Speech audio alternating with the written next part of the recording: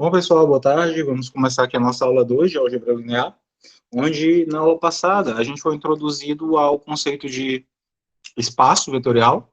A gente viu que um espaço vetorial é um conjunto não vazio de vetores que satisfaz 7 propriedades, né?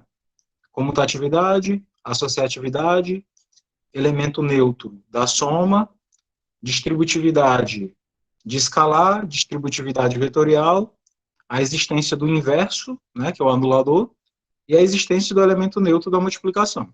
Então, quando esses 7 axiomas são satisfeitos por um conjunto, então você diz que ele é um espaço vetorial. E na aula passada, a gente provou que o R2 é um espaço vetorial, com as operações usuais de soma de vetor. O espaço das matrizes quadradas de ordem 2, a gente também provou. E aí provamos também que o zero é único e que o elemento inverso também é único. Então, a gente ainda, nessa semana, vai terminar de falar um pouco mais sobre isso.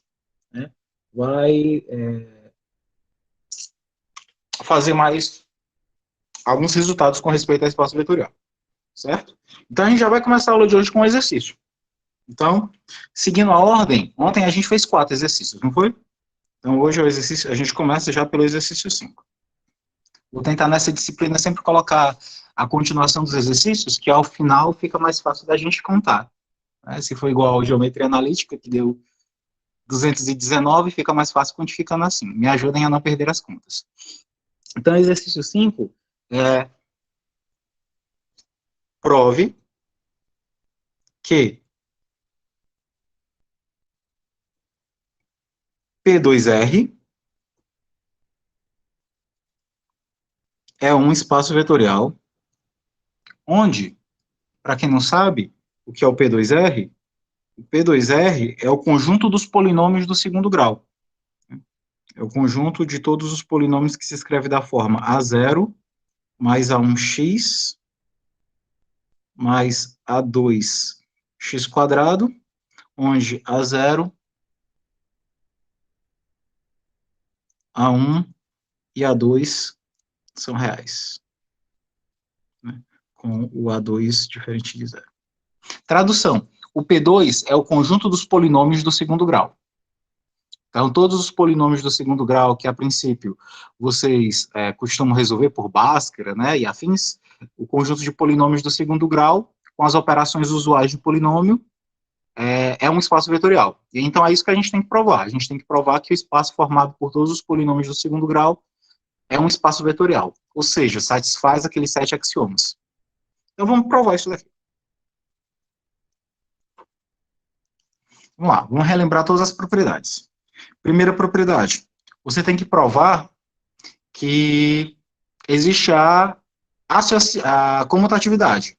Ou seja, se eu pego um polinômio p de x e somo com um polinômio q de x, isso daqui dá o mesmo resultado do que se eu pegar um polinômio q de x e somar com um polinômio p de x. Então, vou definir o seguinte, para ficar mais fácil a nossa vida, o p de x, ele vai ser a0 mais a1x mais a2x². Esse vai ser o polinômio que eu vou chamar de p durante todas as minhas contas. Vou pegar e chamar outro polinômio de polinômio q, que ele vai ser o b1, aliás, b0, mais b1x mais b2x², ó.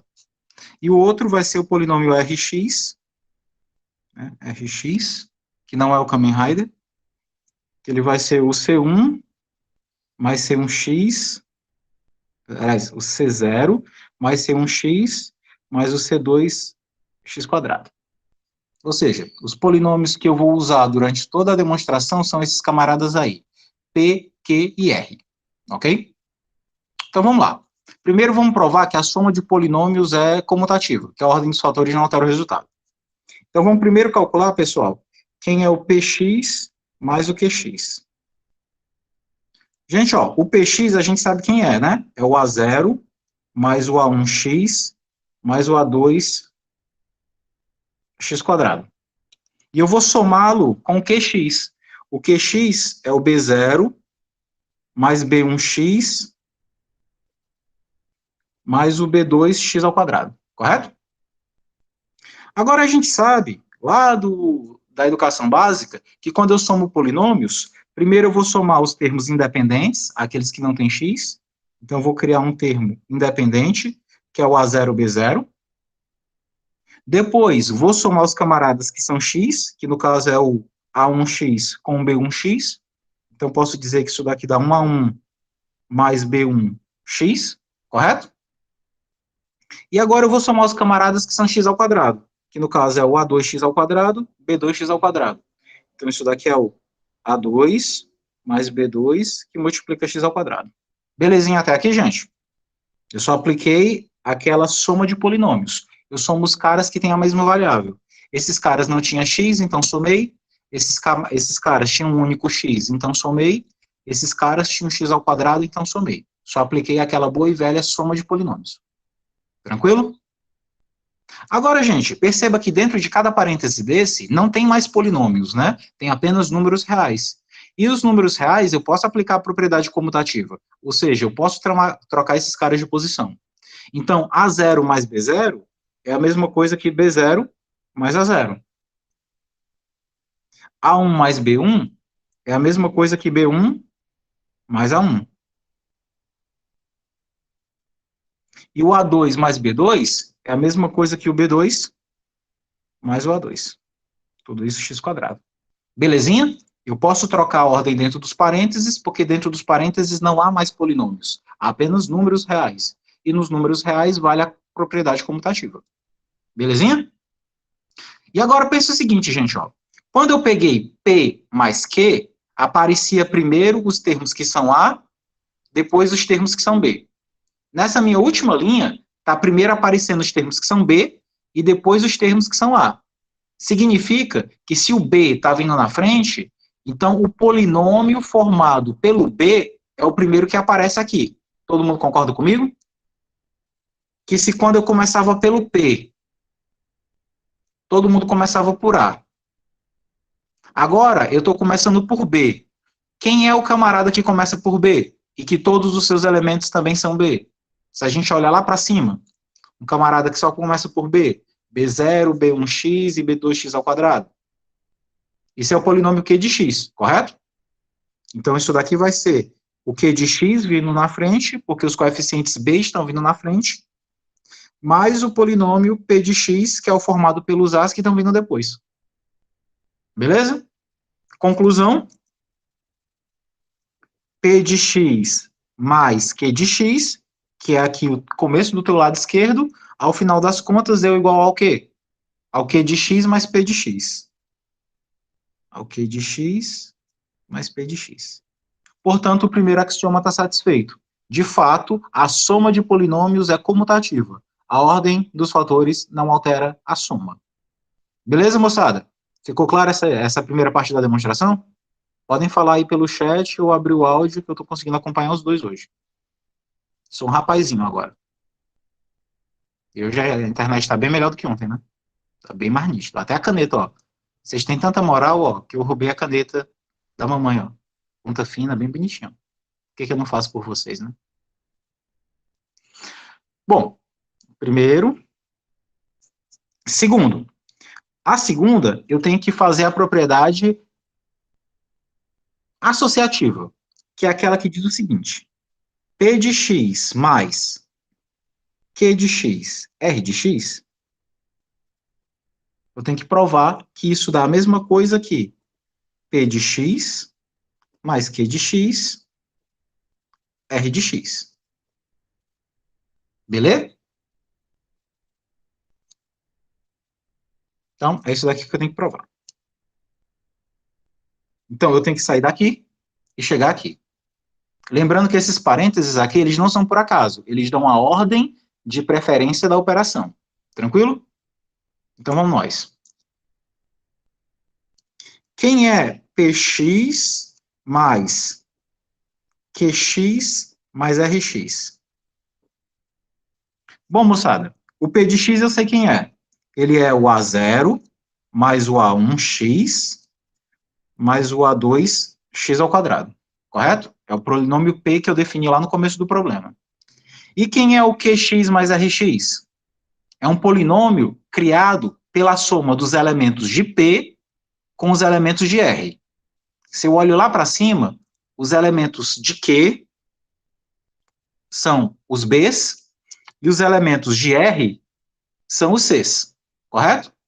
Então, quando eu somo esses dois camaradas, eles vão ficar dentro de parênteses, né? Então, quando eu pego o P e o R, então eu vou pegar primeiro o B0 com o C0, que são os termos independentes. Depois, eu vou pegar o B1 com o C1, que são os termos que têm X. Depois eu vou pegar o B2 com o C2, que são os termos de X quadrado. Tranquilo? Isso daqui que está dentro do parênteses é o resultado obtido quando eu pego o polinômio Q e somo com o polinômio R. Agora, olha bem.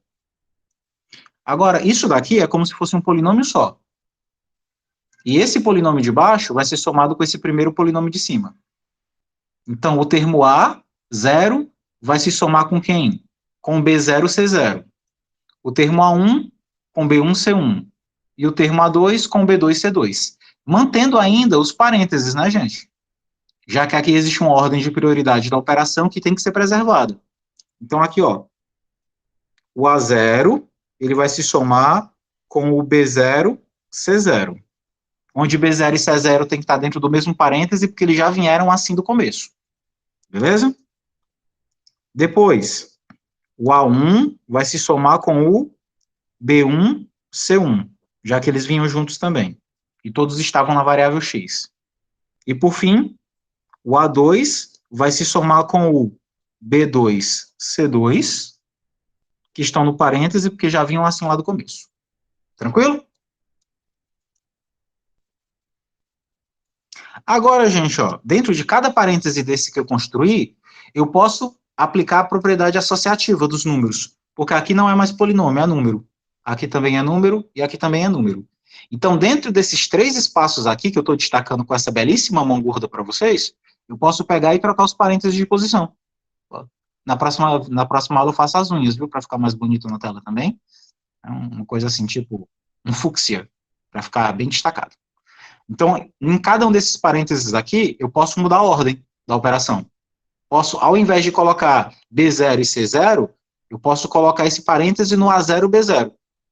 E agora reorganizá-los assim, ó. Agora quem vai ficar no parênteses é o A0, B0, e o C0 vai para fora. No outro parênteses, vai ficar como preferência o A1, B1, e deixar o C1 de fora. Isso eu posso fazer, porque dentro de cada parêntese são números, e nos números eu posso aplicar a propriedade associativa. E aqui, por fim, eu vou colocar o A2 mais B2 e colocar o C2 fora.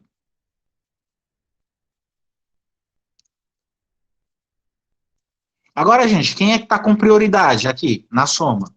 É o A com o B. Tanto do A0, B0, como do A1, B1, como do A2, B2, correto? Então, o polinômio formado pelos A's e o polinômio formado pelos B's tem a prioridade. E só então ele é somado com o polinômio dos C's. Todo mundo concorda aqui? Que agora a prioridade passou a ser do polinômio formado pelos A's e pelos B's, e só então pelos C's? Quem é o polinômio formado pelos A's? Lá no começo do problema. É o polinômio P. E quem é o polinômio formado pelos B's? É o polinômio Q. Então, nesse caso, como A e B estão sempre dentro de parênteses, os seus polinômios estarão também sempre dentro de parênteses. Então, aqui quem vai ficar dentro do parênteses é o polinômio formado pelos A's, portanto, o P de x, mais o formado pelos B's, que no caso é o Q de x, e fora do parêntese vai ficar o polinômio formado pelos C's. E o polinômio formado pelos C's, lá do começo, é o Rx, correto? Mais o Rx.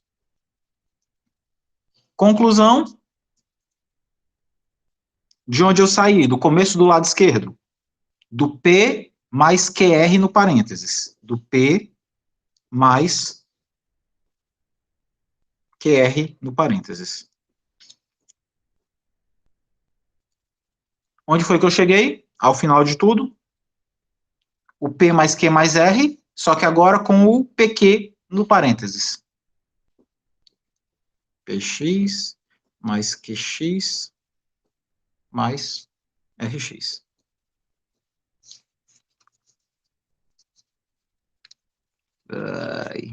Peraí, pessoal, que a luz digital aqui está com problema, deve ser a internet. Então, pronto. Então, cheguei a essa conclusão aqui. Ou seja, provei que eu posso ficar trocando parênteses de posição. Tanto posso começar a somar os polinômios pelo final, como posso começar a somar o polinômio pelo começo. Ou seja, é válida a propriedade associativa. A ordem sou eu que decido. Se eu começo pelo começo ou se eu começo pelo final. Tranquilo? E com isso eu provo o segundo axioma. Eu verifico o segundo axioma. Tranquilo, gente? Deu para entender? Como foi que eu usei essa manipulação dos coeficientes para então chegar no resultado?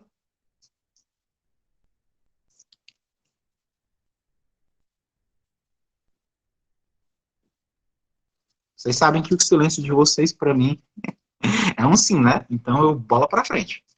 Tá tranquilo, Odessa. Beleza.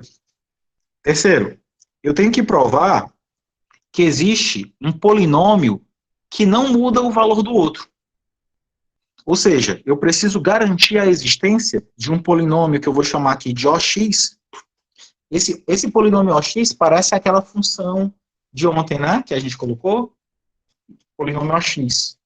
Que seria um polinômio totalmente formado por zeros. Ora, um polinômio totalmente formado por zero, gente, eu posso dizer que ele é assim, ó. Ele é 0 mais 0x mais 0x quadrado. Concordam? Porque 0 é 0. 0 vezes x é 0. 0 vezes x ao quadrado é 0. Então, aqui tem três parcelas iguais a 0. 0 com 0 com 0 é 0. Então, isso daqui é um zero. Só que é um zero polinomial. É um polinômio onde todos os seus coeficientes são 0. Ok? Será que ele tem aquela característica que eu preciso que ele tenha? Qualquer polinômio somado com ele não se modifica? Vamos verificar. Vamos pegar o polinômio P e vamos somar com ele. Se tudo der certo, ao final das contas, vai ter que dar P de novo. Então, o polinômio P, a gente já viu, ele é o A0 mais o A1x mais o A2x quadrado. E eu vou somá-lo com o polinômio nulo, que é o 0 mais 0x mais 0x quadrados. Somando os correspondentes, o A0 com o 0 dá o próprio A0, correto? O A1x, quando se somar com 0x, como o 0 não influencia nada, vai dar o próprio A1x. E o A2x quadrado, quando eu somar com 0x quadrado, vai dar 2x quadrado. Então, pronto. Isso daqui deu A0 mais A1x mais A2x ao quadrado. Isso daqui é o próprio quê? É o próprio polinômio px. Ou seja, eu peguei o px, somei com 0, deu o próprio px. Então, ele funcionou como elemento neutro da soma. E se eu fizer na ordem contrária, se eu pegar o 0x e somar com o p de x, se vocês fizerem essas continhas, vai dar a mesma coisa. Vai dar A0 mais A1x mais A2x ao quadrado. Ou seja, dá o próprio px. Tem tanto px que você parece que está na primeira Eucaristia, né? Mas qualquer coincidência é mero acaso mesmo. Então, o terceiro axioma está provado. De fato, existe um elemento neutro, que é um polinômio formado apenas por coeficientes iguais a zero. Dúvida, gente? Tranquila essa verificação aqui da existência do elemento neutro no espaço de polinômios? O elemento neutro com respeito à soma? Tranquilo? Dúvidas?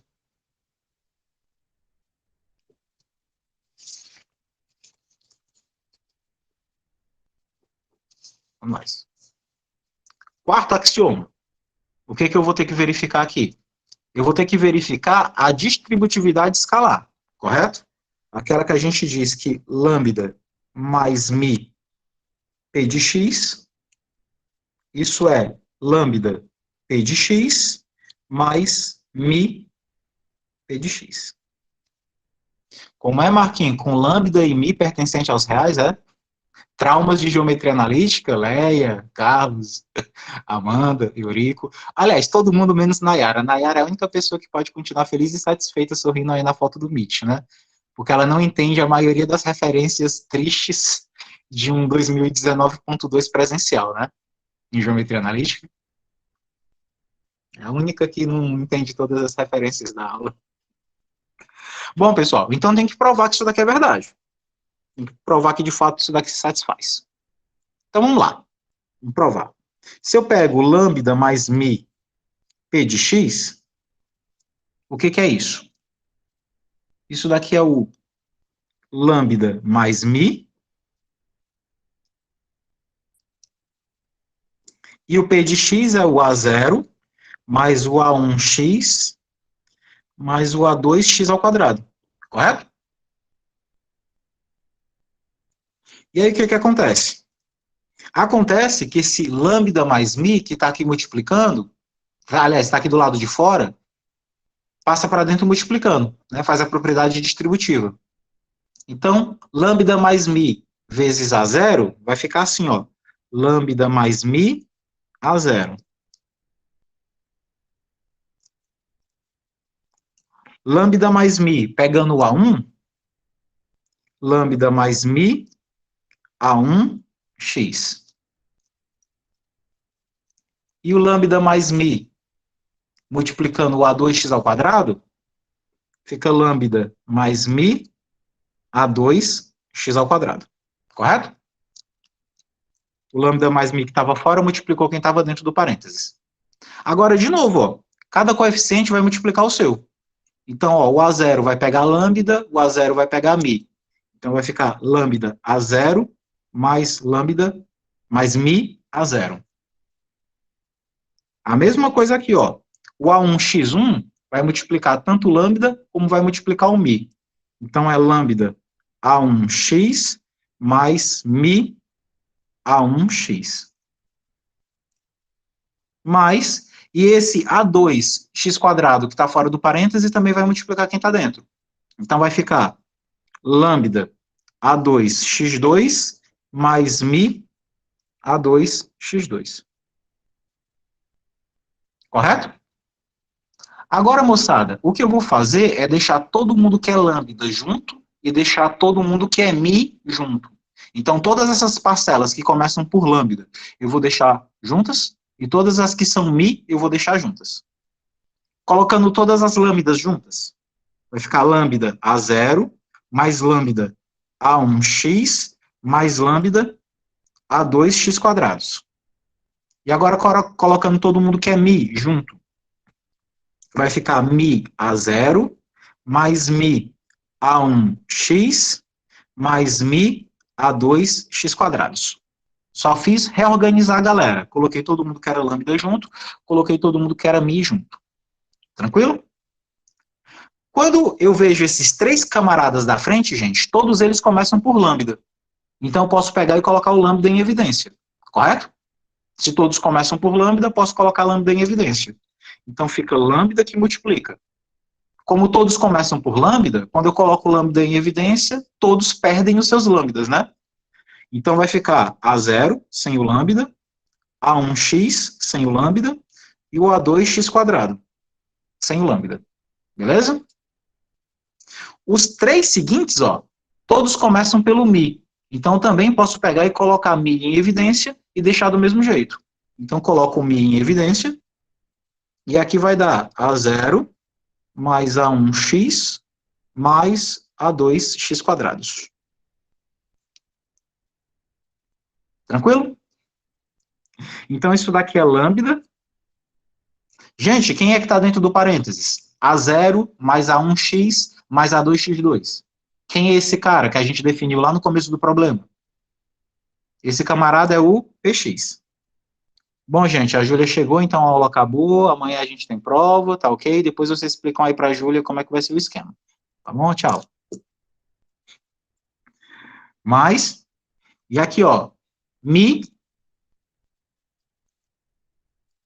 E aqui, A0 mais A1x mais A2x quadrados. É novamente o Px.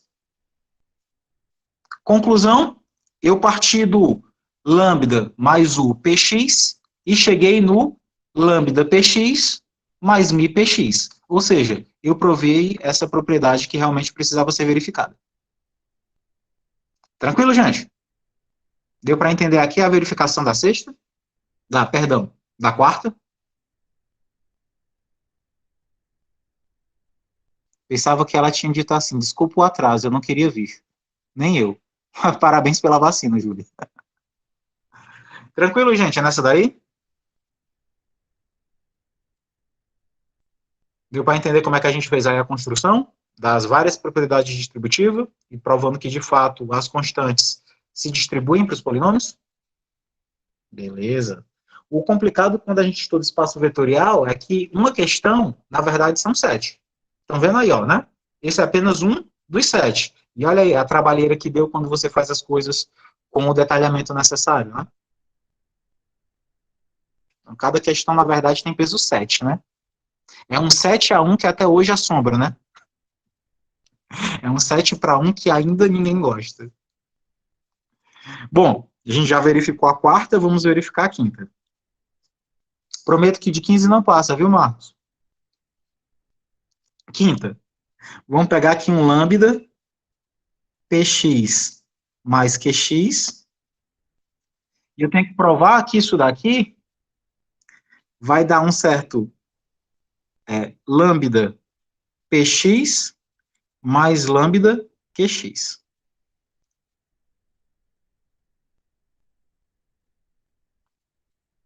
Então, vamos ter que provar que isso daqui é verdade, ok? Observe que agora a distributiva não é mais com relação aos números, e sim com respeito aos polinômios. Então, vamos lá. Lambda. Então, vou pegar o px mais o qx. Se eu substituo, pessoal, o px é o polinômio formado pelos a's. O qx é o polinômio formado pelos b's. Então, o px mais o qx vai ser um polinômio com as somas dos a's, que vem de p, e dos b's, que vem de q, correto? Então, posso escrever assim, ó, lambda. O primeiro termo vai ser o A0, B0, um vindo de P, outro vindo de Q. Então, vai ser um certo A0 mais B0. O outro vai ser, com respeito a X, o A1 mais B1. E com respeito ao X quadrado, vai ser o A2 mais B2. X quadrados. Correto? Como eu estava somando P e Q, na verdade eu estou somando os A's e os B's. Cada um com seu respectivo índice, né? Os zeros com zeros, uns com uns, dois com dois. Agora, esse lambda que está fora, ele multiplica quem está dentro. Então, vai ficar lambda multiplicando A0 mais B0. Lambda multiplicando A1 com B1.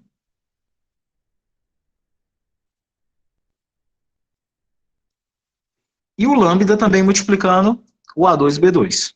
Então, lambda A2B2, x quadrados.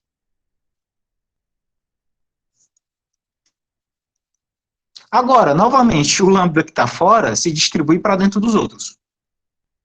Então, vai ficar, ó, lambda A0 mais lambda B0. O lambda vai pegar o A1 e vai pegar o x. Então, ele é o lambda A1x. Depois, o lambda vai pegar o B1x. Então, dá lambda B1x. E, por fim, o lambda vai pegar o A2x quadrados. Então, lambda A2x quadrados. E depois, vou pegar lambda B2x quadrado. Tranquilo? Fiz aqui outra distributiva. Ao contrário da anterior, pessoal, eu não tenho como deixar os lambdas juntos, porque todo mundo é lambda. Mas aí eu posso escolher agrupar todo mundo que é A e agrupar todo mundo que é B.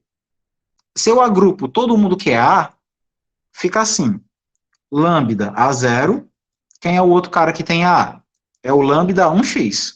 Então vai ficar mais lambda A1x mais outro que seja A, lambda A2x quadrados. Agora eu vou agrupar todo mundo que é B. Então vai ficar lambda B0, o próximo cara que é B, lambda B1x, e o outro cara que também é B, lambda B2x quadrados. E aqui, ó, nesses três primeiros, eu posso colocar o lambda em evidência e deixar todo mundo que é A no mesmo parênteses. Então, eu posso escrever lambda, que multiplica, colocando o lambda em evidência, vai ficar A0 mais A1x mais A2x quadrados. E nesses três próximos, já que todo mundo é B, eu vou também colocar o lambda em evidência e fica lambda B0 mais B1x mais B2x quadrados. Tranquilo? E agora isso daqui vai me dar lambda. E quem é o cara formado por A0?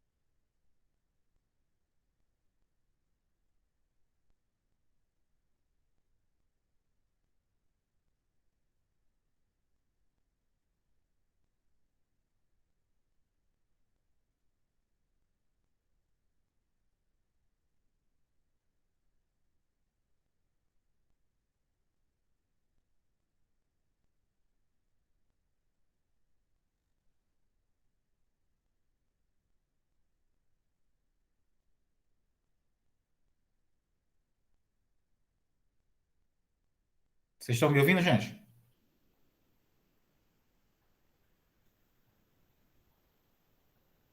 Agora sim. Tranquilo.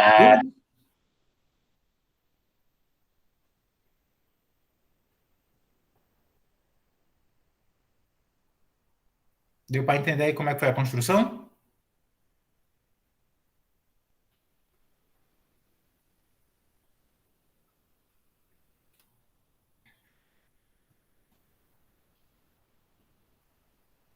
Vocês estão me escutando?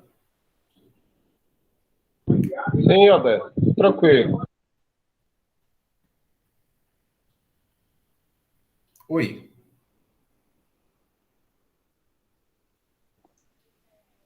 Tá Pronto. dando pra Já que está escutar, tudo feito, eu Odé. vou explicar aqui Tá novamente. Agora aparecendo, vocês conseguem me escutar e conseguem visualizar? tá aparecendo tua foto na Pronto. tela. Olha só. Eu Não, tenho que provar não. isso, né? Que lambda. A gente não tá enxergando nada. Agora sim. Pronto. Oi. Estão vendo a canetinha se mexendo? Lingulinho, lingulinho. Não, Sim, nós sim, estamos vendo tua agora foto sim. na tela.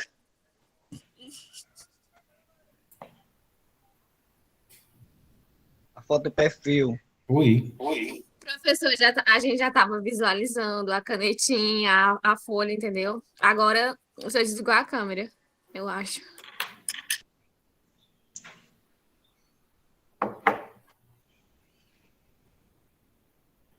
É erro na internet.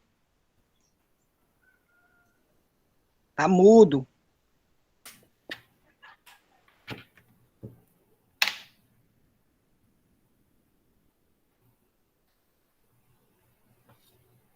Pessoal, vocês me ouvem?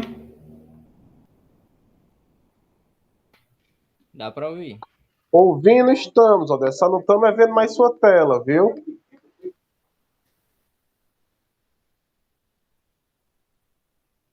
Vou já entrar aqui novamente com a câmera. Só um minutinho.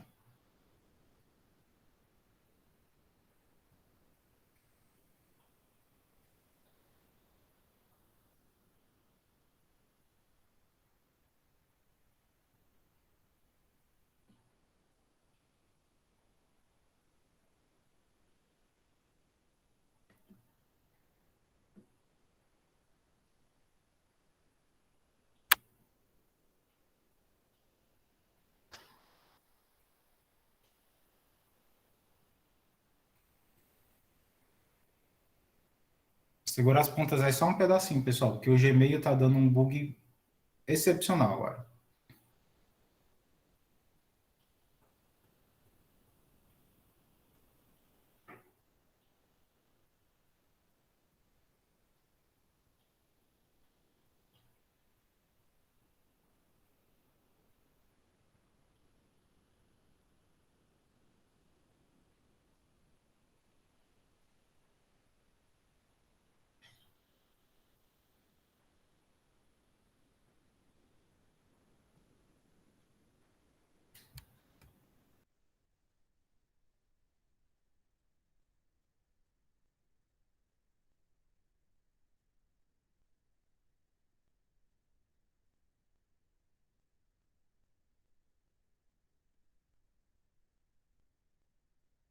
Precisei aqui reiniciar o aparelho, pessoal, porque eu não estava conseguindo logar o meu Gmail, portanto eu não estava conseguindo fixar aqui. Aguardem só um pouquinho, por favor.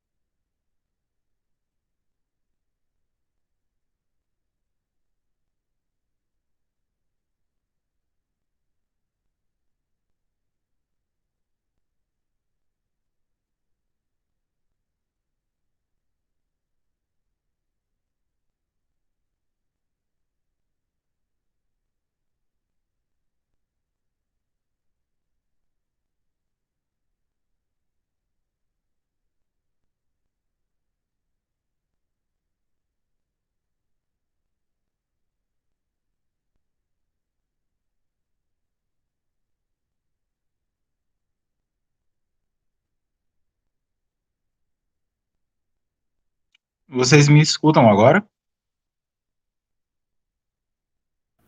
Sim. Beleza, eu vou tentar aqui ajeitar a projeção agora.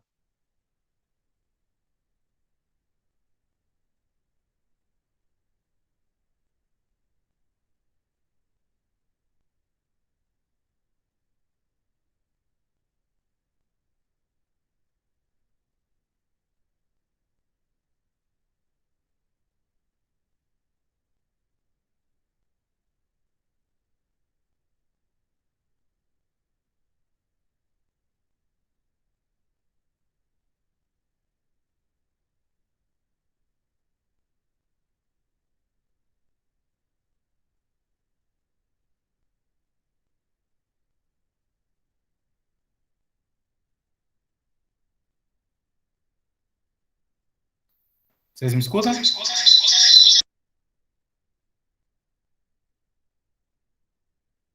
vocês estavam me escutando até demais, né?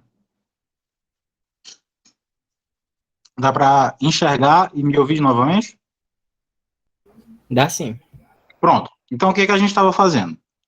Bom, eu tenho que provar que lambda P de x mais Q de x dá, na verdade, lambda P mais lambda Q. Ou seja, que esse escalar se distribui para ambos os polinômios.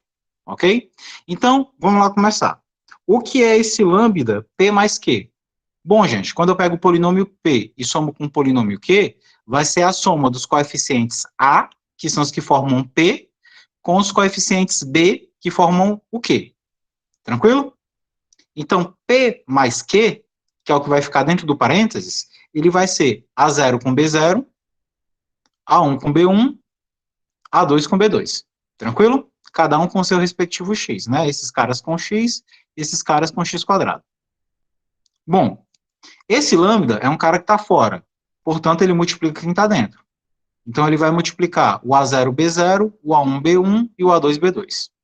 Então, vai ficar lambda A0, B0, lambda A1, B1, lambda A2, B2. Só que o lambda, nessa linha, ainda está fora de parênteses. Se ele está fora de parênteses, ele ainda multiplica quem está dentro. Então, esse lambda vai multiplicar A0, B0, está aqui, ó, lambda A0 mais lambda B0. Esse outro lambda vai multiplicar o A1, B1, então vai ficar lambda A1x, lambda B1x. E esse outro lambda aqui vai multiplicar A2, B2. Então vai ficar lambda A2x2 mais lambda B2x2. Tranquilo? E dessa linha para essa, eu vou escolher fazer o seguinte. Eu vou escolher deixar todo mundo que é A junto e deixar todo mundo que é B junto. Então, colocando todo mundo que é A junto. Então, vai ficar lambda A0, lambda A1x, lambda A2x². Coloquei todo mundo que é A junto. E agora eu vou colocar todo mundo que é B junto. Então, lambda B0, lambda B1x, lambda B2x². Tranquilo? Se eu olho para esses três primeiros aqui, moçada, todos eles têm A, mas também todos têm lambda. Então, eu posso pegar e colocar o lambda em evidência e deixar todo mundo que é A ainda junto. Então, pegando esses três primeiros camaradas e colocando lambda em evidência, fica lambda. Então, vai ficar A0, A1x, A2x². Já aqui, o que eu vou fazer? Vou colocar lambda em evidência também. Então, vou colocar lambda. Isso daqui vai ficar B0, B1x mais B2x². Então, daqui para cá, ó, lambda. E quem é A0 mais A1x mais A2x²? Lá pelo começo do problema, esse era o Px. Lambda. E agora quem é nesse parênteses? O B0 mais B1x mais B2x². É o Qx. Então, eu consegui provar que o lambda P mais Q é, na verdade, o lambda P mais o lambda Q. E aí provei a propriedade distributiva dos polinômios. Tranquilo, moçada? Deu para entender aí como é que foi essa nossa construção?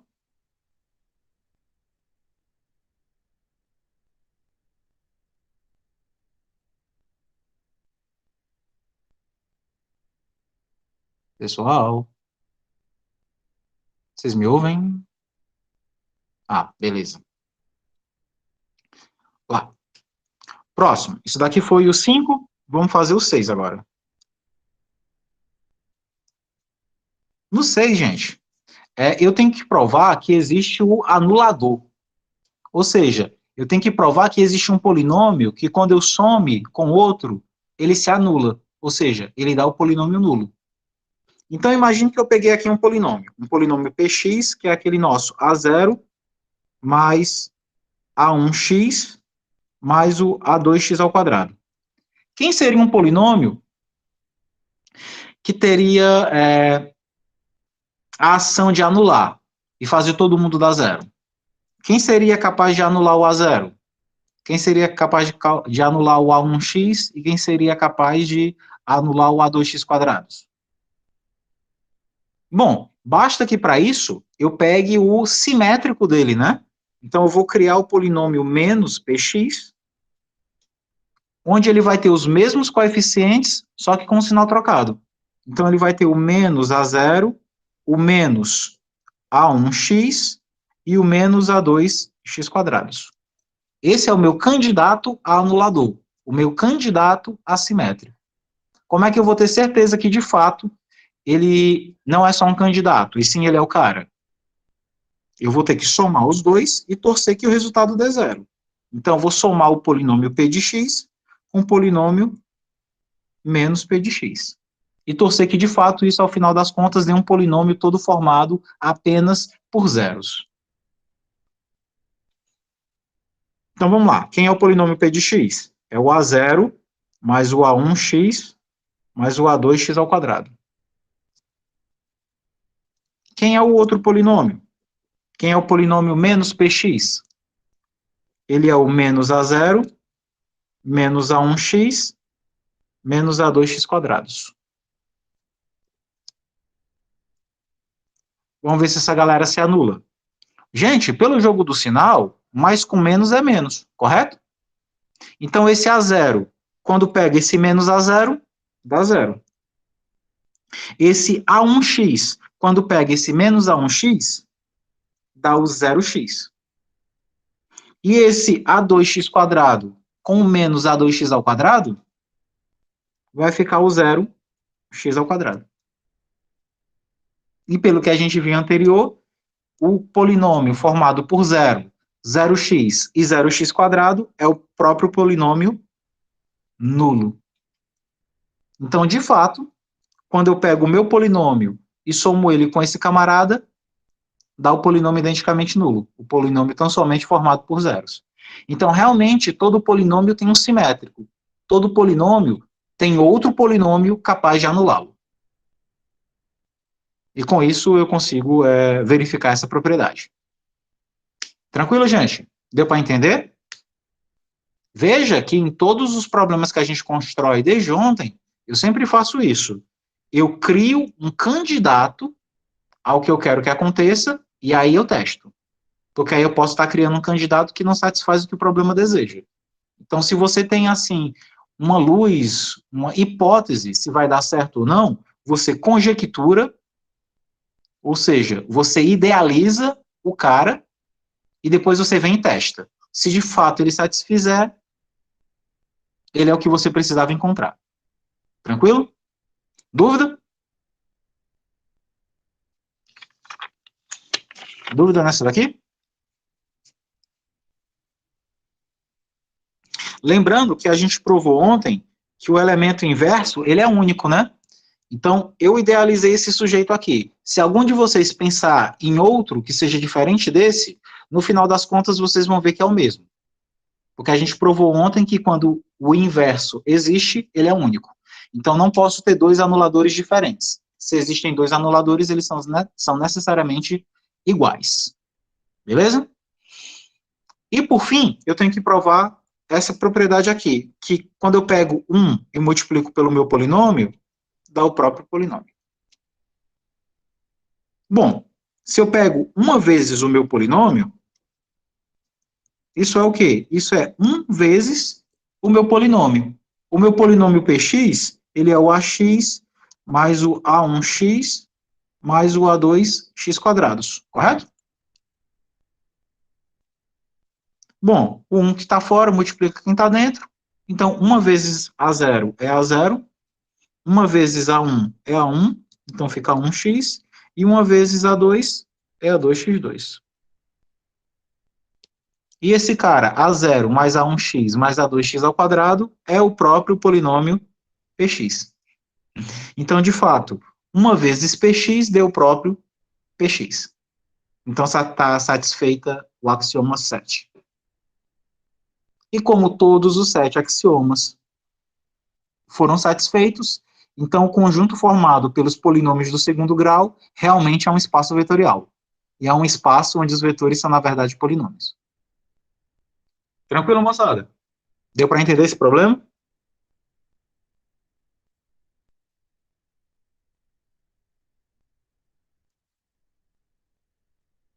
Beleza. A Joyciana chegou, pessoal. Só avisem para ela da prova que a gente vai ter agora, a partir das 4, viu? E que a gente sorteou as questões e que ela pegou as últimas. Prova. Não tem prova, não. O pessoal não sabe nem brincar. Vamos nós. Exercício 6. Agora vamos misturar um pouquinho de álgebra com cálculo. Vamos provar que o espaço das derivadas é um espaço vetorial. Espaço onde existem funções e a operação que essas funções exercem é a operação de derivada, ele também é um espaço vetorial. Quer dizer que se eu tenho um espaço formado por funções e sobre esse espaço eu idealizo a ferramenta derivada, do jeito que a gente conhece, né, a derivada de Leibniz, ele vai ser um espaço vetorial. Ou seja, ele vai cumprir todos os 7 axiomas. Ou seja, existem espaços que são chamados espaços de função, em que os vetores são, na verdade, funções. E aí quebra nossas pernas, né? Porque antes, quem viu geometria analítica comigo, vetor era aquela coisa fofa, né? De coordenadazinhas, todo mundo formado de números e tal. E aí, em álgebra linear, vocês caem de novo no meu colo, do sentido figurado e positivo da coisa. Por favor, Marcos, não se anime. Cadê o Eurico? Por favor, Eurico, contenha-se. É um sentido figurado. Aí vocês caem no meu colo novamente e descobrem que, na verdade, eu omiti uma boa verdade dos fatos para vocês, né? Que vetores podem ser polinômios, podem ser matrizes. Muito bom. Aquela risada do Eurico que não pode faltar na aula, né, gente? Daqui a pouco a gente se encontra aí no presencial, se Deus quiser, para reviver esses momentos de descontração na aula. Então, vamos lá. Vamos aqui pegar um conjunto formado, né, prove, que esse conjunto aqui, ó, conjunto dos F, R em R, isso daqui é o conjunto, né, das funções F da reta na reta, tal que F é derivável.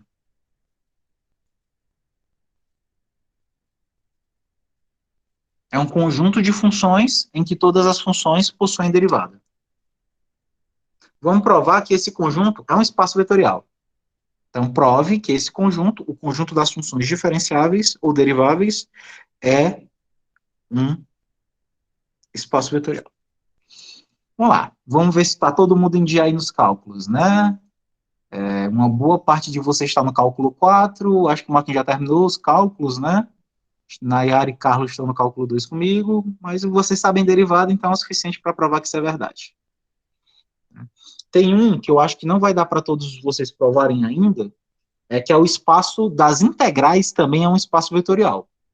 Então, se você tem um espaço de funções em que a operação indagada a eles é a operação de integral, isso também dá um espaço vetorial. Então, vamos lá, vamos provar.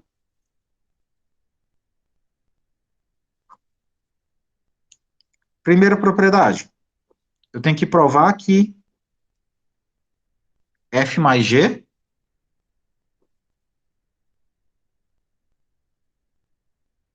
na verdade, eu tenho que provar isso daqui. Eu já estou dando a resposta. Eu tenho que provar que F' mais G' é, na verdade, G' mais F', onde a linha aí é a ideia da derivada, tá bom? Então, vamos provar que isso daqui é verdade. Gente, F' mais G'. Isso daqui é uma soma de derivadas, correto? Só que a gente sabe que a soma das derivadas tem outro nome, né? É equivalente a outra coisa.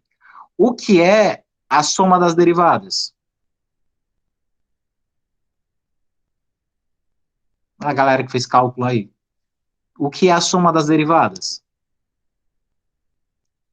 A soma das derivadas é a derivada da soma, correto? Então, F' mais G' é F mais G', correto?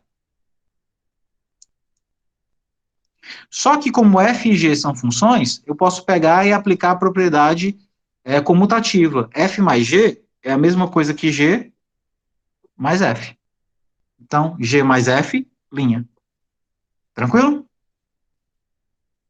Só que aqui, ó, eu tenho a derivada de uma soma. E o que é a derivada de uma soma? A derivada de uma soma é a soma das suas derivadas. Então, F mais G derivada é G derivada mais F derivada. Então, o que foi que eu provei? Que F' mais G' dá a mesma coisa que G' mais F'. Ou seja, a propriedade é comutativa. Tranquilo? Deu para entender, gente? Como é que eu usei as propriedades da derivada para provar que, de fato, a soma ela é associativa, comutativa, que a ordem dos fatores não altera o resultado. E aí agora a gente vai ficar direto utilizando as propriedades de derivada para conseguir provar, para conseguir verificar esses axiomas. Segunda, eu tenho que provar que F' mais G' mais H' é igual a F' mais G' mais H'. Então tem que provar que existe a propriedade associativa de derivadas, né? Isso daqui tem tudo no Guidorize, né? Provado. Vamos lá. Então, quem é F' mais G' mais H'? Isso daqui, gente, ó, é F' mais... Gente, no parênteses, eu tenho G' mais H'. Eu tenho uma soma de derivadas. E pelo que a gente viu antes, uma soma de derivadas pode ser transformada em uma derivada de somas, correto? Então, esse G' mais H' pode ser escrito como G mais H'. Tranquilo? E aqui, ó, novamente, eu tenho uma soma entre duas derivadas. E uma soma de derivadas pode ser reescrito como sendo uma derivada de somas, correto? Então, posso escrever assim, ó, F mais G mais H, tudo isso em uma única derivada. Tranquilo, gente? E aqui, dentro desse parênteses, eu posso aplicar a propriedade associativa, né? Já que eu tenho uma soma de funções, e nenhuma delas ainda tem derivada aplicada sobre, então posso pegar aqui e colocar o parêntese, ao invés de ser no final da soma, posso colocar aqui no começo, já que isso daqui é simplesmente uma soma de funções. E aí fazer F mais G mais H, tudo isso linha, mudando apenas a posição desse parêntese que estava no final para o começo. Beleza? E aí, o que eu tenho? Eu tenho aqui, ó, uma derivada de somas. E a gente sabe que uma derivada de somas é a soma das suas derivadas. Então, aqui eu posso escrever F mais G' mais H'. E nesse parênteses, eu tenho uma soma, né? E aqui uma derivada. Então, eu tenho uma derivada de somas. E a gente sabe que derivada de soma é soma de derivadas. E o parêntese se mantém. Então, vai ficar dentro do parênteses F' mais G', e fora deles, o H'. Então, eu concluo que F' mais G' H' com parêntese no final dá igual a F' mais G' mais H' com parêntese no começo. Ou seja, eu tenho realmente a propriedade associativa para derivadas. Eu posso ficar trocando parênteses de posição quando eu tenho três funções em derivada. Tranquilo, gente? Deu para entender aqui? Show. Terceiro, eu tenho que provar que existe uma função que quando eu derivo ela e somo ela com a outra, ela dá sempre zero. Aliás, ela dá sempre a própria função. Me diga aí quem é que tem a característica de ter a derivada igual a zero. Vê aí os bichão de cálculo. Quem é que tem derivada igual a zero? Em todos os pontos, né? Quem é a função que tem derivada igual a zero?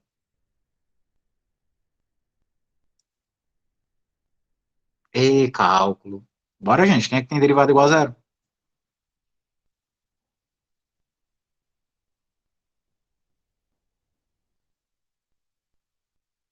Quem tem derivada igual a zero é a constante, né? Isso, uma função constante. Só que, além disso, eu quero que ela não interfira no valor da função. Me diga um número aí que não interfere no valor da função. o zero. Então, quem é o candidato à função? É a função identicamente nula, né? É aquela função que se anula em todos os pontos. É a função constante zero. Então, eu vou definir aqui, ó, como sendo uma função constante, essa função aqui, ó. A função formada por zeros. Quem é a derivada dela? Quem é a derivada dessa função? Ora, se ela é constante, então a derivada dela vai ser zero. Agora eu tenho que provar que se eu pego uma função, somo com ela e derivo, eu tenho que provar que esse resultado tem que dar zero, tem que dar a própria função. Então vamos lá. Função f mais a função identicamente nula. Gente, a função identicamente nula, ela vale sempre zero, correto? E quando eu pego uma função e somo com zero, dá ela mesma. Então dá a própria função derivada. Então isso daqui dá a própria f' de x. Então, de fato, quando eu pego a função identicamente nula, derivo e somo com outra, nada se modifica. Então, de fato, existe um elemento neutro no espaço de funções, que é a função identicamente nula. É aquela função que o único valor que ela é capaz de assumir no seu domínio é zero. Para todo x no domínio da função, essa função sempre tem o valor igual a zero. Tranquilo? Quarta propriedade. Será que existe alguma função que anule outra e que a sua derivada anule a derivada da outra? Então a gente sabe que quando eu pego uma função f de x, para anulá-la, eu pego a sua simétrica, né? Que é a função menos f de x. Eu sei que quando eu pego uma função e somo ela com a sua simétrica, isso dá zero. Dá 0x, né? Da função identicamente nula.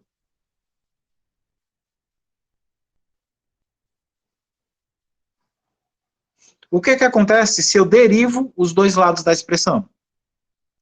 Quem é a derivada de f de x? É a f' de x. Quem é a derivada dessa daqui? É a menos f de x derivada. E quem é a derivada da função identicamente nula? É ela mesma, né? É a própria função nula.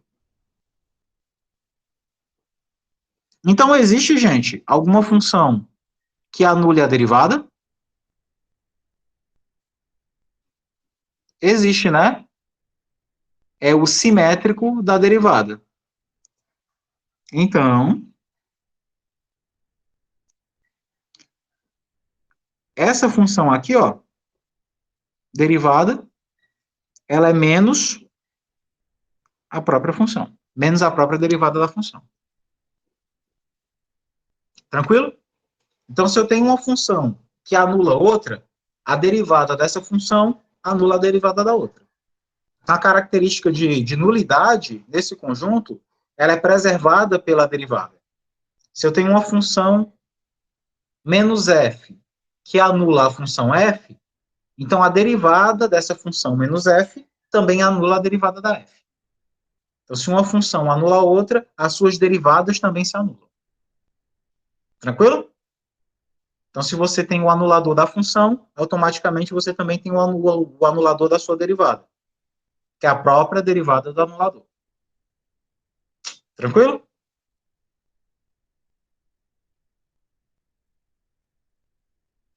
De boa, gente? Sim, Odécio. Axioma 5. É que quando a gente coloca cálculo no meio, a gente tem que ser mais delicado e tem que ver se vocês estão em dias aí com cálculo, né? Se vocês estão em dia com guidorize, né? 5. A gente tem que provar a distributividade com respeito à constante. Então, será que isso daqui, ó, quando eu pego isso daqui e derivo, será que é isso daqui?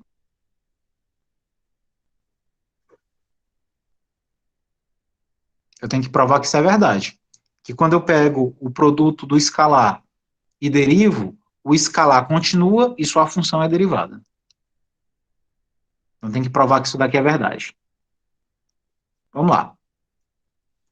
Quem é lambda mais mi f derivado? Antes mesmo de calcular a derivada, a f se distribui, né? Então a f vai multiplicar lambda, a f vai multiplicar mi. Então vai ficar lambda f mais lambda mais mi f. Tudo isso na derivada. E a gente sabe que a derivada da soma é a soma das derivadas, correto? Então, isso daqui dá lambda f na derivada, mais μf na derivada. Ou seja, a derivada da soma deu a soma das suas derivadas. E aí, moçada, é o seguinte. A gente sabe pelo cálculo que quando eu tenho uma função vezes uma constante e vou calcular a derivada, a constante você só repete e deriva só a função, correto? Então, esse lambda aqui você repete e fica f'.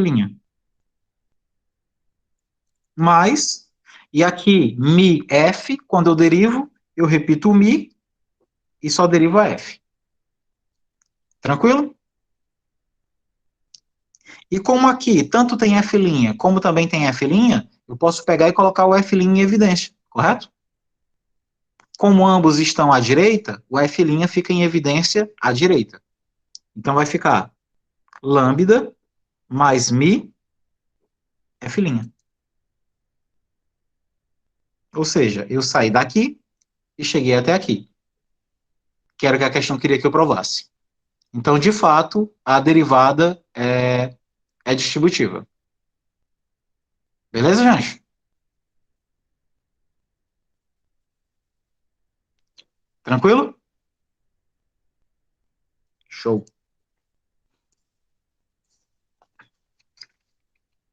Esse daqui foi o axioma.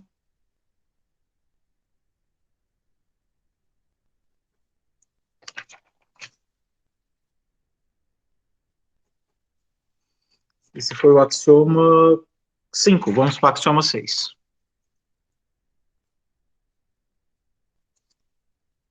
Axioma 6 é com duas funções. Então, tem que provar que lambda f mais g',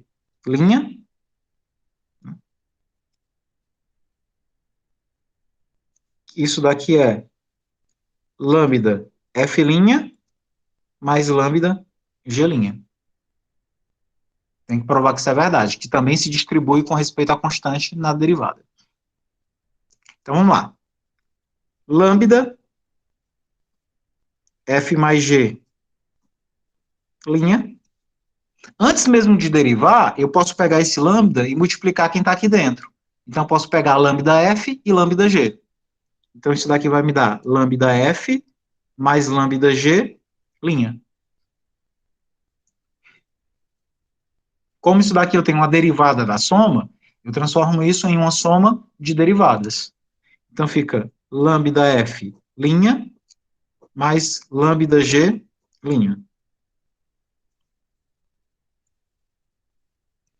E como lambda é uma constante, aqui só se aplica a derivada em f, e aqui como lambda é uma constante, só se aplica a derivada em g.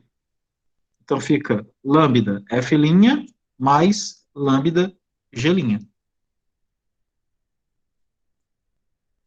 Então eu saí daqui e cheguei até aqui. Que era justamente o que eu queria provar. Beleza? E aí fica provada, fica verificado o sexto axioma. Tranquilo, gente? E por fim, o axioma 7. Eu tenho que provar que 1 vezes a derivada de f é a própria derivada de f. Será que isso é verdade? Vamos lá. 1 vezes f'. Gente, isso daqui é um produto, né? Vocês lembram como é que se faz a derivada do produto? Derivada do produto. Derivo o primeiro, repito o segundo, mais repito o primeiro, derivo o segundo. Não é isso? Pela derivada, pela regra do produto, para funções. Quando eu tenho um produto e vou calcular a derivada, derivo o primeiro, repito o segundo, mais repito o primeiro, derivo o segundo. Quem é a derivada do 1? Derivada do 1 é zero, né? Porque 1 é constante. Então, isso daqui dá 0 vezes f, mais 1 vezes f'. É o próprio f'. E, por fim, 0 vezes f é 0, mais f' dá f'. Então, de fato, 1 vezes f' na derivada é o próprio f'. E aí fica provado, fica verificado o sétimo axioma. Tranquilo, gente?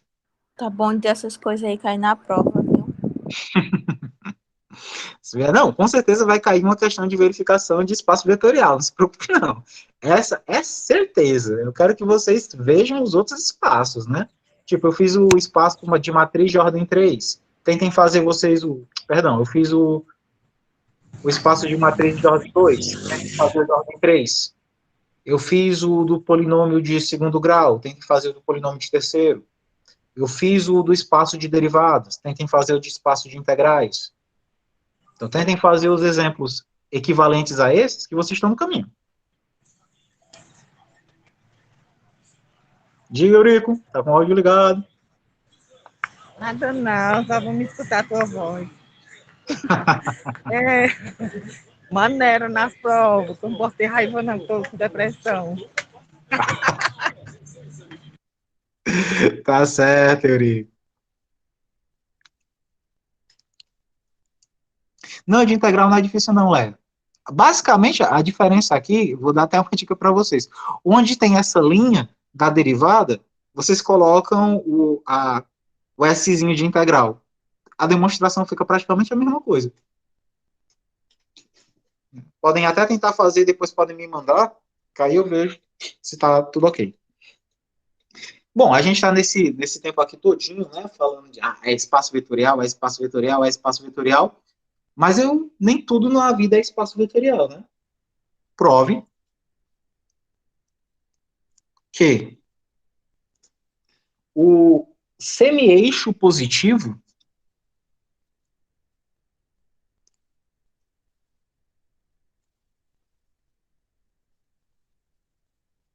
que é o conjunto zero infinito,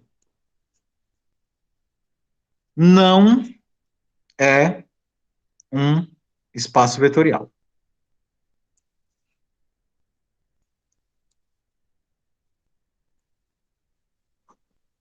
Odécio, o que é o semi-eixo positivo zero infinito? Não tem o plano cartesiano? Eixo x, eixo y? Pegue apenas a parte do eixo do x, que é positiva. Como o zero não é positivo, né? Então, é aberto, né, aqui no zero, e aqui vai para o infinito. Então, o seu conjunto é esse camarada aqui. É um eixo, ou seja, é um conjunto formado por todos os números positivos. Obviamente não tem o zero, porque o zero não é positivo, mas pega todos os números positivos. É um conjunto infinito, né? Mas ele não é um espaço vetorial. Você tem que provar isso. Prove que ele não é um espaço vetorial.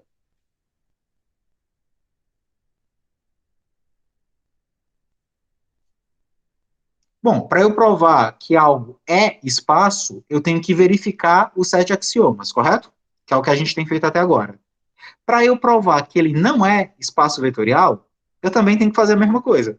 Eu tenho que sair testando os 7 axiomas, na certeza que um deles vai falhar. Um deles não vai dar certo. E justamente pelo fato de um deles falhar, não vai dar espaço vetorial. Então, eu teria que sair testando, né, os 7 axiomas.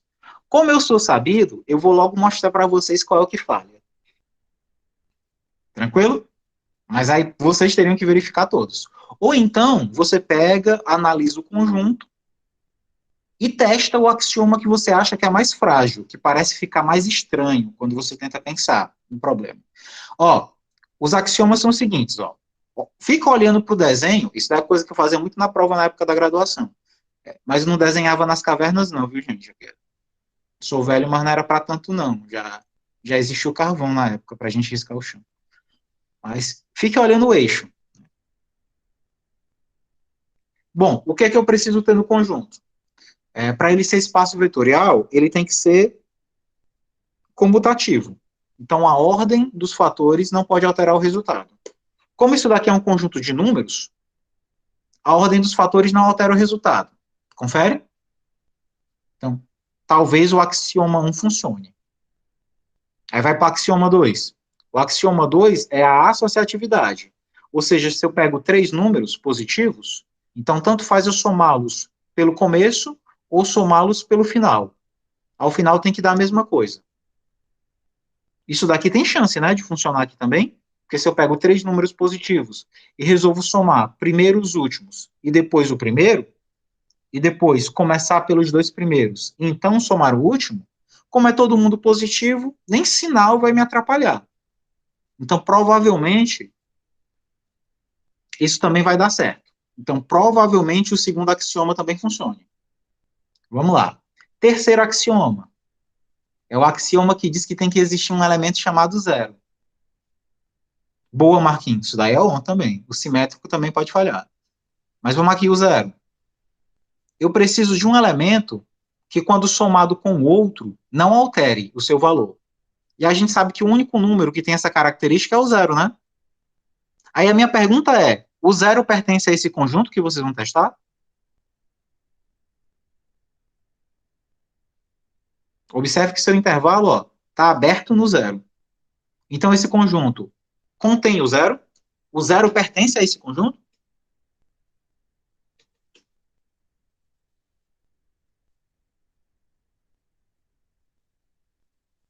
E aí?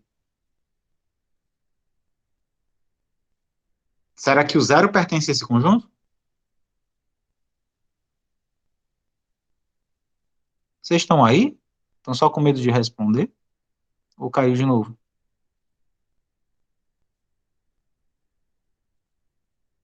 Vocês não estão aí? Não estão com medo de responder? Ou o zero não pertence a esse conjunto, Marquinhos? Eu fiz 3 perguntas.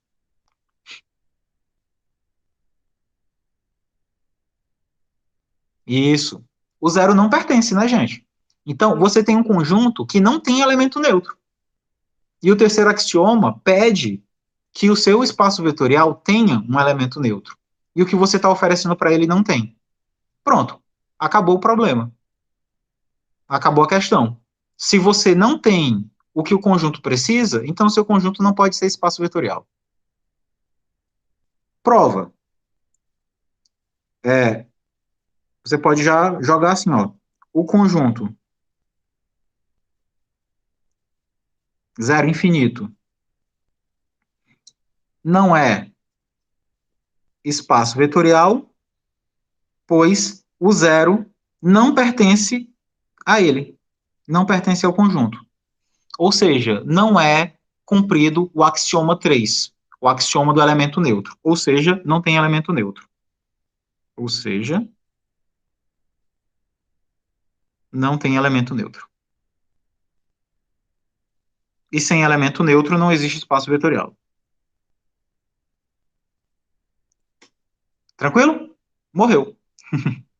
Acabou o problema. Você acabou de exibir um problema no seu espaço, no seu candidato a espaço vetorial. E se um dos axiomas não é satisfeito, ele não pode ser chamado de espaço vetorial. Beleza? Então é muito da sensibilidade da ideia que tu tem no momento. Outra ideia foi essa que o Marcos deu. O Marcos diz que talvez esse conjunto não tenha o simétrico, ou seja, ele não tem o anulador. Então, por exemplo, se eu pego aqui o número 5, quem é que anula o 5, gente? Na soma. Digamos que eu pegue aqui o 5. O 5 está nesse conjunto, né? Porque 5 é positivo. Quem é que anula o 5? É o menos 5. O menos 5 está nesse conjunto? Não. porque menos 5 é negativo, e nesse seu conjunto só tem números positivos. Ou seja, você tem um elemento que é incapaz de ser anulado. E nos espaços vetoriais, todos os vetores podem ser anulados. Então, o seu conjunto não possui todos os anuladores, não possui todos os simétricos. Então, outro argumento seria o seguinte: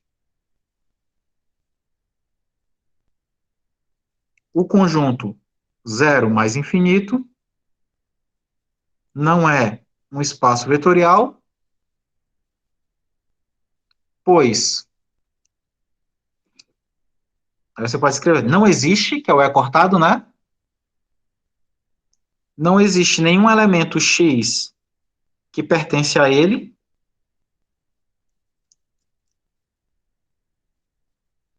tal que 5 mais x dê zero.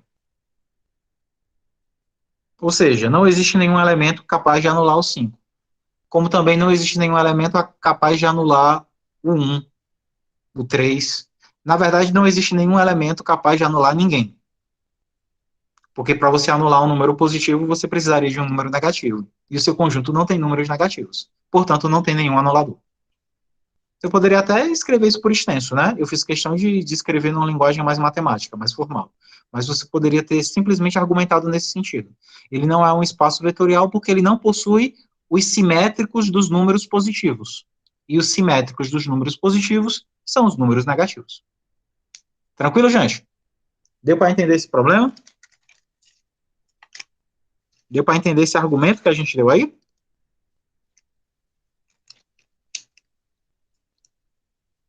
Mas vocês sabem que isso daqui também é uma mentira, né? Que eu acabei de fazer. Sabe que isso daqui pode ser corrigido, né? Às vezes, o seu conjunto, ele não é um espaço vetorial, não porque ele não tenha condições de ser. Ele apenas não tem a operação certa. Então, eu pego um conjunto como esse, o semi-eixo positivo. Com as operações que eu sou acostumado, ele não é um espaço vetorial. Mas vai que eu crio uma nova operação. Talvez com essa nova operação que eu criei, ele consiga se converter em um espaço vetorial. E vocês em física fazem isso pra caramba, né? Às vezes você tem um problema que num determinado espaço, num determinado ambiente não consegue ser resolvido. Aí vocês provocam um ambiente diferente, com algumas condições especiais, e naquele novo ambiente seu problema consegue ser resolvido. Isso é muito comum em física, em matemática, tudo isso é muito comum, né? Que é quando você faz os ajustes no espaço. Né? Você cria espaços tangentes, ou você cria espaços de homeomorfismo, ou até mesmo de homomorfismo. Você constrói espaços equivalentes ao seu, com uma propriedade que seu espaço original não tinha. E com base nessa sua nova criação, você consegue resolver o problema. E aqui vai ser o nosso último problema de hoje. Eu vou consertar o espaço. Prove que o zero mais infinito, que antes eu tinha acabado de dizer aí que ele não é um espaço vetorial da forma comum, é um espaço vetorial com as novas operações.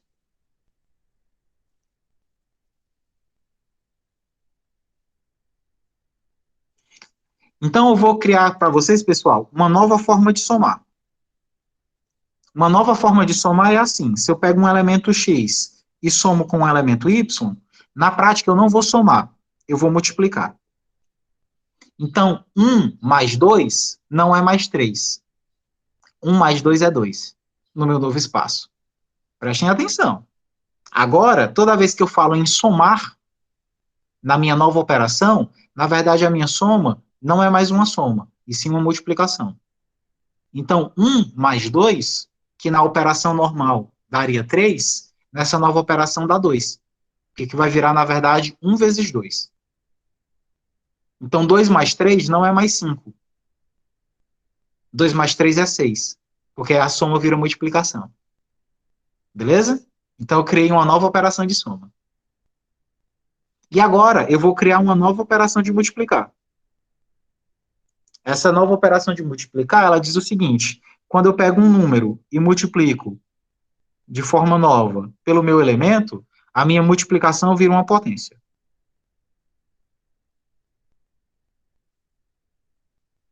Então, 2 vezes 3, 2 vezes 3 não é mais 6. 2 vezes 3, nesse novo espaço, é 9. Porque esse cara aqui passa a ser a base da potência e esse cara aqui passa a ser o expoente. Então, 2 vezes 3, na verdade, é 3 elevado a 2, nesse novo conjunto. Então, dá 9. Então, por exemplo, 3 vezes 2 é 8, que vai ficar 2 elevado a 3.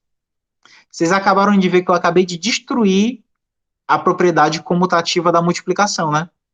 Porque, 3 vezes 2, 3 vezes 2, o lambda é 3, o x é 2. Vai ficar 2 elevado a 3, que é 8.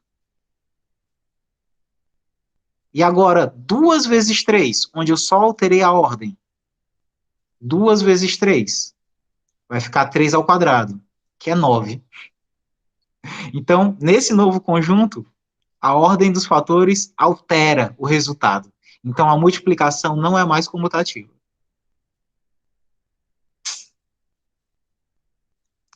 Aí é essa hora que você pensa, muito legal. A coisa mais legal da multiplicação, que a ordem dos fatores não altera o resultado, o Odessa esculhamba. Ele ainda quer que eu ache legal. Mas o que eu quero é satisfazer os 7 axiomas de espaço vetorial. Se os 7 forem satisfeitos, o resto não me interessa. É um problema para o futuro. Eu só quero que os 7 axiomas de espaço vetorial sejam satisfeitos. E aí, de fato, com essa operação aqui, vai dar certo. Então, vamos verificar aqui os 7 axiomas. É muito comum, viu? É muito comum você criar novas operações em espaços já conhecidos. Porque, às vezes, o espaço é muito bom, mas a operação que atua sobre ele não é a melhor. Aí, em lugar de corrigir o espaço, você corrige a operação. Vamos lá. Primeira coisa que eu tenho que provar é que a soma de x com y tem que dar a mesma soma de y com x. Gente, pela definição, quem é a soma de x com y? A soma de x com y, pelo que eu defini, é x vezes y, né? A nova forma de somar. Só que xy, pessoal, como isso daqui é número normal, sem bonecagem, esse xy aqui é a mesma coisa que yx, correto? Só que yx é, na verdade, a soma de y com x. Correto? Vocês concordam comigo?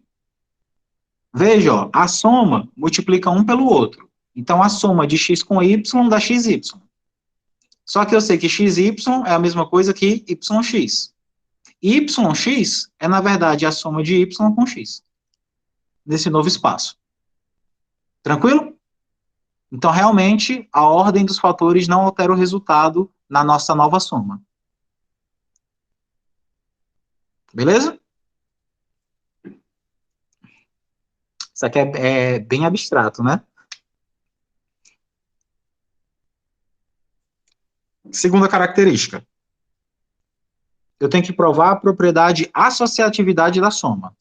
Então, o x, soma especial de y, soma especial de z, eu tenho que provar que isso daqui dá x, soma especial de y, soma especial de z. Tem que provar que isso daqui é verdade. Vamos começar a fazer desse lado aqui. X mais, x, soma especial de y, soma especial de z. Vamos primeiro fazer o que está dentro de parênteses. Então, vou repetir x, soma especial. Quem é a soma especial de x com y? Ou de y com z? É a multiplicação entre eles, correto? Então é YZ. Então ficou X, soma especial com YZ. Só que a soma vira multiplicação. Então o X vai multiplicar YZ. Então fica X, YZ. Como isso daqui é apenas número e normal, esse parêntese que está aqui no final eu posso colocar no começo, já que aqui são apenas números com a operação convencional de multiplicar. Então isso daqui é X, Y, Z.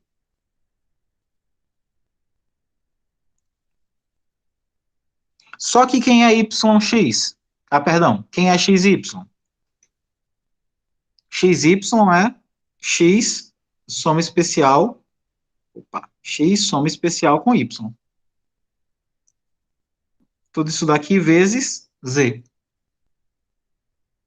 Mas se isso daqui é uma multiplicação, então X soma especial com Y vezes Z é, na verdade, X soma especial com Y soma especial com Z. Então, de fato, eu comecei aqui com um parêntese no final e terminei aqui com um parêntese no começo. Então, realmente, a propriedade de soma ela é associativa. Os parênteses podem ficar mudando de posição. Beleza, gente? É estranho desaprender a somar, né? Mas você pode pegar um conjunto e readequar a operação dos elementos dentro desse conjunto, e às vezes o conjunto ganha propriedades boas. Perde algumas, em detrimento ganha outras. A gente perdeu a comutatividade da multiplicação, mas elevou o meu conjunto a espaço vetorial. Por vezes, tem coisas que são interessantes, né? Exato, você foi tapeado a vida toda. O Pica-Pau é o maior filósofo do último século, porque ele entendia tudo que estava acontecendo no mundo e não contava para a gente diretamente, né?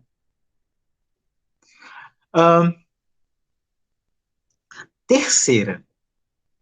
Gente, se vocês lembrarem, esse conjunto que a gente tem, ele não tinha o zero, né? Ele não tinha o zero. E era o primeiro problema que a gente observou. No nosso conjunto passado, dois problemas a gente observou. Não tinha zero e não tinha simétrico. Esse conjunto passa a ter o zero. E o zero dele é 1. Então eu tenho que provar que existe um cara que somado com o outro faz ele ser igual. Só que na prática, a minha soma não é uma soma, é uma multiplicação. Então eu não estou procurando um zero na soma. Eu estou procurando, na verdade, o elemento neutro da multiplicação. Porque nesse espaço, o elemento neutro da multiplicação vai funcionar como o elemento neutro da soma, já que nesse espaço as somas são, na verdade, multiplicações. E quem é o elemento neutro da multiplicação? Da multiplicação convencional? É o 1, né? Então vamos provar que 1 somado com x dá x. Ou seja, o 1 é o novo elemento neutro da soma. É o cara que, quando somado com o outro, não modifica. Vamos provar isso daqui.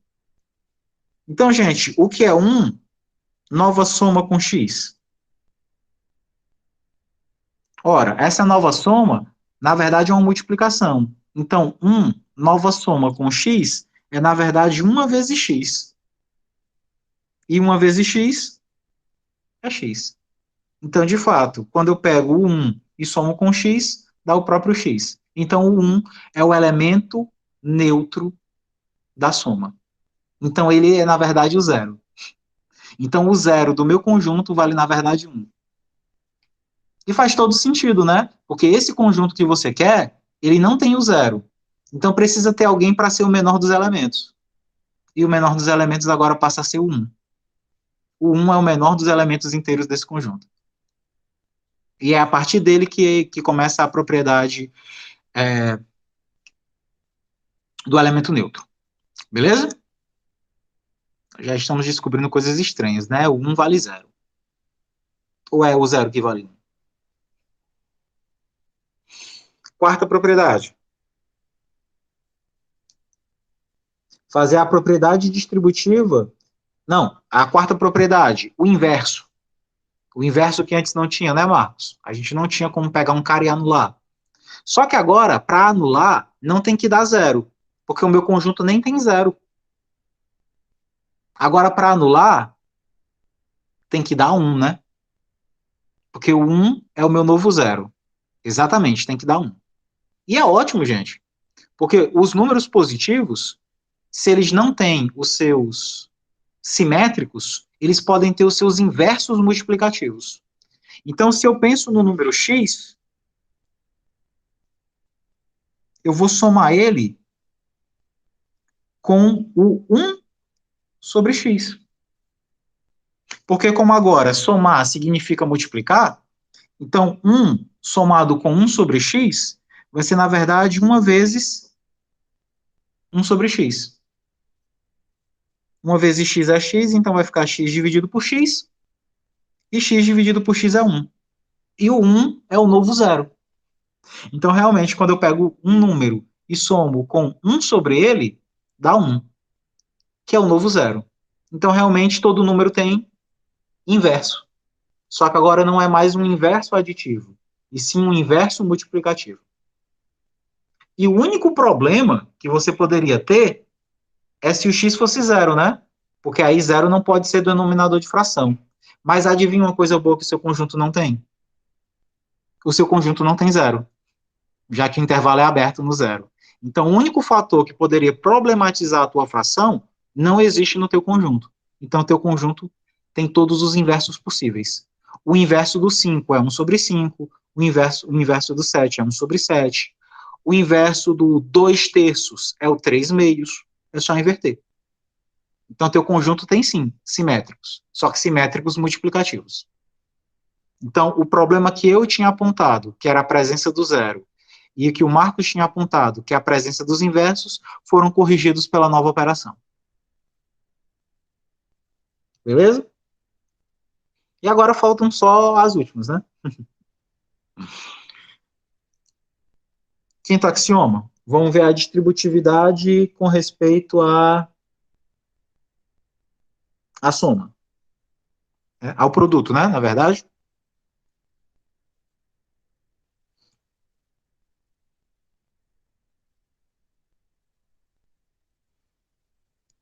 Então vamos pegar aqui, ó. Lambda mais mi. Isso aqui é a soma normal, né? A soma comum. Nova soma com x. O que isso daqui dá? Na verdade, a nova soma não é uma soma, é uma multiplicação. Então, isso daqui vai na verdade, dar lambda mais mi vezes x. Como o x está fora do parêntese, multiplica quem está dentro. Então, lambda vezes x é lambda x, mais lambda, as mi vezes x, dá mi x. Só que quem é lambda x, pessoal? Lambda x é uma multiplicação. Só que nesse conjunto, multiplicações são, na verdade, somas. Então, isso daqui é lambda, nova soma com x. Mais, e quem é mi x na multiplicação?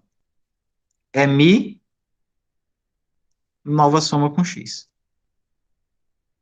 Então, de fato, ó, a propriedade de nova soma se distribuiu. Então, o quinto axioma é satisfeito. Sexto axioma. Lambda vezes x nova soma com y. Vamos ver se vai aparecer aqui o outro fator. Bom, lambda. Quem é a nova soma de x com y? É x vezes y.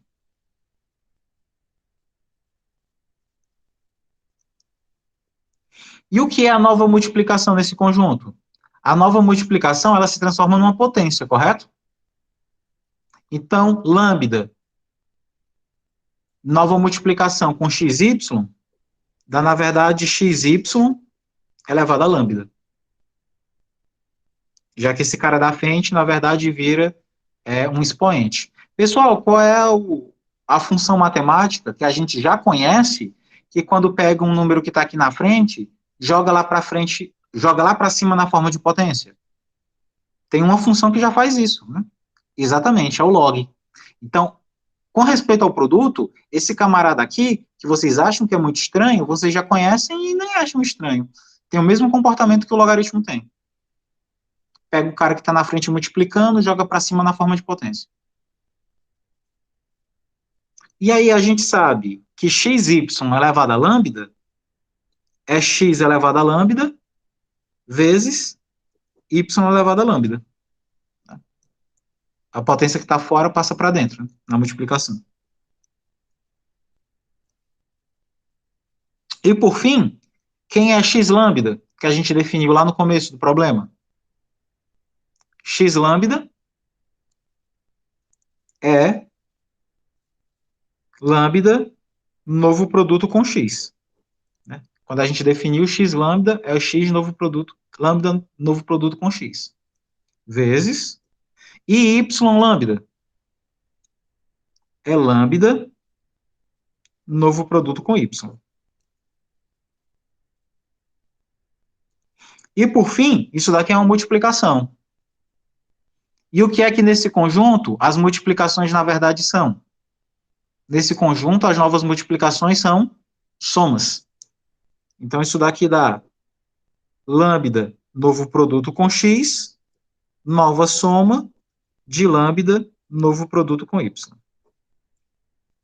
Então, de fato, o lambda, novo produto, entrou para o x, lambda, novo produto, entrou para o y, e a nova soma ficou no meio entre eles. Então, de fato, ocorreu a propriedade distributiva do produto. E é o que o logaritmo faz, né? O logaritmo transforma produtos em somas. Então, o comportamento é muito análogo com o comportamento do logaritmo aí. E a nossa sétima e última verificação é o 1. Né? Você tem que ter um elemento que, na forma de potência, dá ele mesmo. Então, que elemento é esse? Que quando eu pego, multiplico ele por um número, o número fica o mesmo.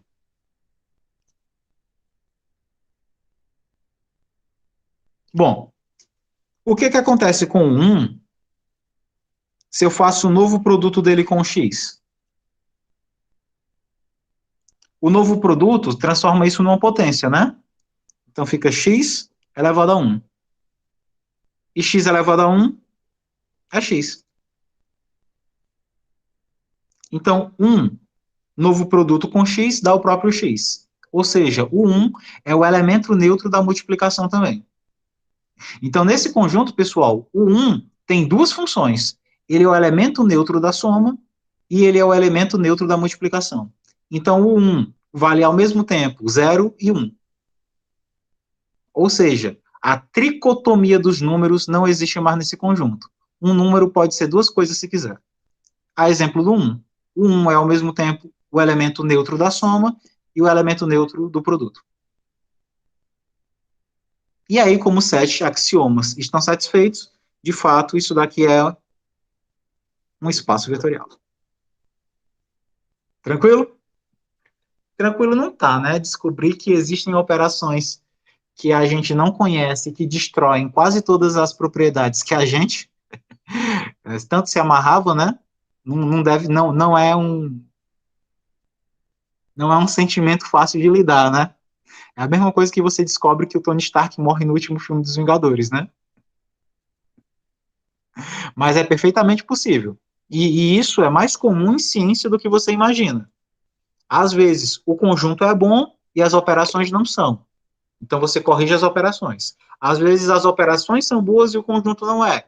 Então, você completa o conjunto. Em álgebra linear, a gente vai acabar fazendo isso. A gente vai ver que, às vezes, o seu conjunto não é tão bom assim e ele precisa ser completado com o que falta. Aí você consegue fazer uma base induzida sobre o conjunto. e consertar os errinhos que ele tem.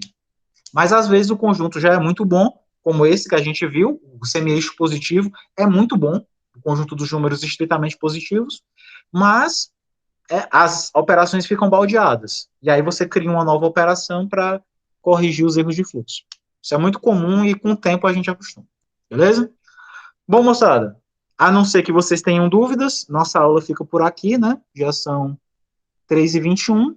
Vou já postar as fotos lá no sala de aula e no WhatsApp, e assim que terminar de compilar, eu disponibilizo a gravação.